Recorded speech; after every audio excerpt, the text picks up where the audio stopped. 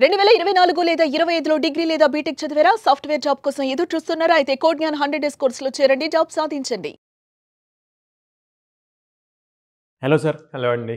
ప్రతి ఒక్కరికి ఒక్కొక్క చిన్న డ్రీమ్ ఉంటుందండి. మ్యాంగ్ కానీ ఫ్యాంగ్లో కానీ జాబ్ రావాలనుకున్నటువంటి వాళ్ళు చాలామంది ఉంటారు. దానికి ఎటువంటి క్వాలిఫికేషన్ కావాలి, ఎలాంటి స్కిల్ని నేర్చుకోవాలి, ఎన్ని డేస్ పడుతుంది? సో ఈ మ్యాంగ్ కంపెనీస్ అండి, మ్యాంగ్ అన్నప్పుడు meta, Amazon, Apple, Netflix and Google వస్తాయి అనమాట. ఇదివరకు వీటిని ఫ్యాంగ్ అనేవాళ్ళు. సో బికాస్ ఇదివరకు మెటా అది ఫేస్బుక్ వచ్చేది అనమాట. సో ఇప్పుడు దీన్ని మ్యాంగ్ అంటున్నారు అనమాట. సో ఈ కంపెనీస్లో లైక్ జాబ్ రావాలి అంటే కొంచెం హైలీ స్కిల్డ్ ఉండాలి. సో ఎలా స్కిల్డ్ ఉండాలి అంటే మళ్ళీ అదేమి లైక్ రాకెట్ సైన్స్ ఏం కాదు. వీళ్ళు రెగ్యులర్గా నేర్చుకునే దాంట్లో ఇంకొంచెం ఇన్డెప్త్ నేర్చుకోవాలి. అందరికన్నా కూడా బెటర్ పెర్ఫార్మెన్స్ ఇవ్వగలగాలి, బెటర్ లాజిక్స్ రాయగలగాలి. సో ఎలా రాస్తారు, ఎలా నేర్చుకోవాలి అన్నది చూస్తే కనుక మీరు ఫస్ట్ వీళ్ళకి కావాల్సింది ప్రోగ్రామింగ్ లాంగ్వేజ్ కన్నా కూడా, ఏ ప్రోగ్రామింగ్లో సాల్వ్ చేస్తారు అన్న దానికన్నా కూడా డేటా స్ట్రక్చర్ అండ్ అల్గరిథమ్స్ ఎంత ఇన్డెప్త్ ఇంప్లిమెంట్ చేయగలరు అన్నది ఇంపార్టెంట్. ఎందుకు ఈ డేటా స్ట్రక్చర్ అండ్ అల్గరిథమ్స్ అంటే ఇప్పుడు మనం మాట్లాడిన ఈ మ్యాంగ్ కంపెనీస్ అన్నీ కూడా చాలా హ్యూజ్ స్కేల్. అంటే ఫర్ సపోజ్ యాపిల్ తీసుకున్నారనుకోండి, యాపిల్లో ఒక యాప్ బిల్డ్ చేస్తే కొన్ని మిలియన్స్ ఆఫ్ యూజర్స్ యూజ్ చేస్తారు ఎంటైర్ వరల్డ్ మీద, రైట్? అట్లాగే at the same time Facebook తీసుకుంటే ఫేస్బుక్లో ఏదైనా ఒక ఫీచర్ వస్తే సేమ్ మిలియన్స్ ఆఫ్. అందుకని డేటా స్ట్రక్చర్ అండ్ అల్గరిథమ్స్ చాలా స్ట్రాంగ్గా ఉంటే కనుక హ్యూజ్ నెంబర్ ఆఫ్ ఆడియన్స్ వాళ్ళు రిలీజ్ చేసే ఫ్యూచర్ని యూజ్ చేయడానికి కావాల్సినట్టు వీళ్ళు డిజైన్ చేయగలగాలి. ఆ ఆర్కిటెక్చర్ బిల్డ్ చేసే స్కిల్ ఉండాలి, క్యాపబిలిటీ ఉండాలి. సో అలా ఉన్నప్పుడు వీళ్ళ ప్రొఫైల్ ఆటోమేటిక్గా అవుట్ స్టాండింగ్గా ఉంటుంది అనమాట. అందుకని వీళ్ళు ఆ డెప్త్ ఆఫ్ స్కిల్ నేర్చుకోవాలి. సో ఆ స్కిల్ నేర్చుకున్నప్పుడు ఎలా ప్రూవ్ చేస్తారు? సో ప్రూవ్ చేయడానికి లైక్ ఇంటర్న్షిప్స్ లాగా చేస్తాము. At the same time Google certifications ఉంటాయి, మెటా సర్టిఫికేషన్స్ ఉంటాయి, అజూర్ సర్టిఫికేషన్స్ ఉంటాయి మైక్రోసాఫ్ట్. సో ఈ సర్టిఫికేషన్స్ కూడా కంప్లీట్ చేస్తే వీళ్ళకి రెజ్యూమ్లో యాడెడ్ అడ్వాంటేజ్ అవుతుంది అనమాట. ఓకే.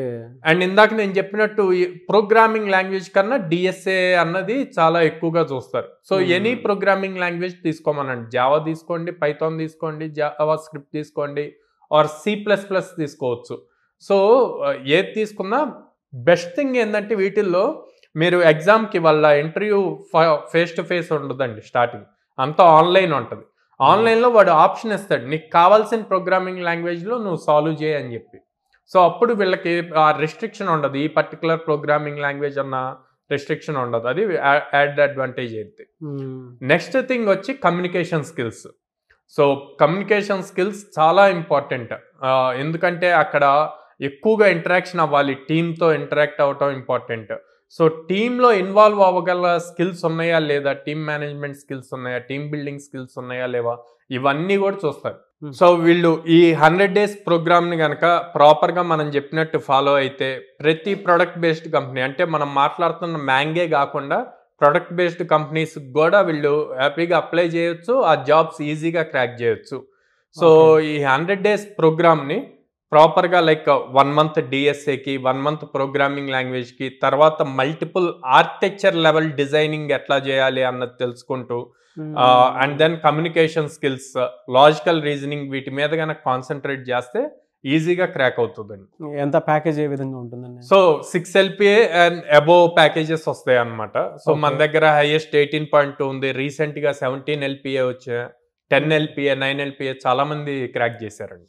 ఎలా అండి, అంటే మీ దగ్గర ప్రాసెస్ ఏ విధంగా ఉంటుంది అది? సో మనం 2 లాంగ్వేజెస్ మీద ట్రైన్ చేస్తామండి, Java full stock, Python full stock, ఏదైనా చూస్ చేసుకోవచ్చు స్టూడెంట్ క్యాపబిలిటీని బేస్ చేసి.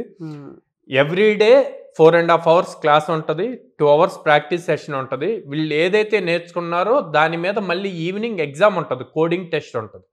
సో దాంతో వాళ్ళు చేసే మిస్టేక్స్ ఏ రోజు ఆ రోజే తెలుస్తుంది. నెక్స్ట్ డే వచ్చి మళ్ళీ మెంటర్తో అండ్ ట్రైనింగ్ సెషన్లో సపోర్ట్ మెంటర్స్తో డిస్కస్ చేసి అవి సాల్వ్ చేసుకుంటారు.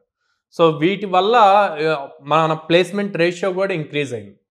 సో డైలీ ఎగ్జామ్ కండక్ట్ చేసి వాళ్ళ మిస్టేక్స్ నెక్స్ట్ డే సాల్వ్ చేసి మళ్ళీ ప్రాక్టీస్ సెషన్లో ప్రాక్టీస్ చేపించడం వల్ల అది బాగా అడ్వాంటేజ్ అయింది. And at the same time every weekend mock interview ఉంటుంది, ఏ మాక్ ఇంటర్వ్యూ.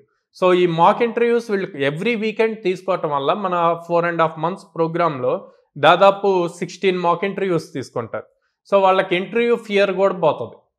అండ్ ఆ మాక్ ఇంటర్వ్యూలో టెక్నికల్తో పాటు కమ్యూనికేషన్ స్కిల్స్ ఎట్లా ఉన్నాయి అన్నది, బిహేవియరల్ స్కిల్స్ ఎలా ఉన్నాయి అన్నది కూడా రిపోర్ట్ వస్తుంది. సో వాళ్ళు ఆ రిపోర్ట్ చూసుకొని నెక్స్ట్ వీకెండ్ మాక్ ఇంటర్వ్యూకి ఇంకా ఇంప్రూవ్ చేసుకోవడానికి పాసిబిలిటీ ఎక్కువ ఉంటుందండి.